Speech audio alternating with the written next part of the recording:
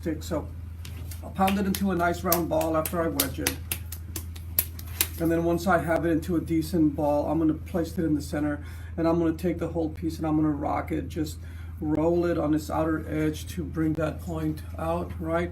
That point now is going to prevent me from trapping an air pocket, which just saves a lot of time. I'm going to take it, I'm going to aim for the center, slap it on there nice and hard, and I will check it. That's pretty close. If I am way off, I'm going to lift it up, round it off again, point it, and then slap it down, right? Sometimes I can just move it over a little bit by paddling it. If it's centered or close enough, just one good hit, and then that piece is stuck.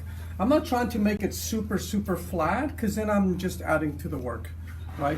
So it's close to the shape that I'm looking for to begin with. I personally use a lot of water.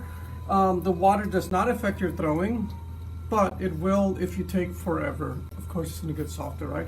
So I'm gonna get my hands wet. I'm gonna lock my elbow in. I was talking about being very aggressive with the clay, right? I'm gonna lock my elbow on the inside of my leg right here, and then I'm gonna move up forward on the stool to the wheel, so that when I'm locked on the inner part of my leg, somewhere in here, right? Usually right up against my gut right there.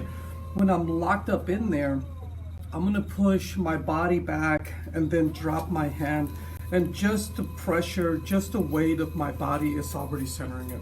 Okay, so I do use my body quite a bit. So I place it, push my body back, I release the pressure, it starts working. I take my hand, if I can, I'm gonna use my thumb right in here. I'm gonna reach all the way across, and I'm gonna take this muscle and pull right there, okay? So the pressure is right there only, and right there only. I say only because a lot of times you'll see people that their whole hand is wrapped and they're trying to push all over the place, then it just makes things more difficult. And then they have their whole hand wrapped and they're trying to, and it's just gonna take forever, and it doesn't work the same, right? So I'll open up my hands, which I never throw like this, but just so that you guys can see where the pressure's coming. So push, pull, the clay goes up, right?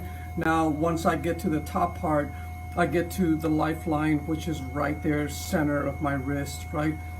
Goes up, thumb goes down, and I'm gonna push down right there, and that's all that hand is doing, right?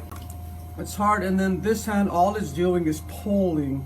They can't really work on their own, so that's working and that's working, right? It's a lot easier when we connect two hands together, right?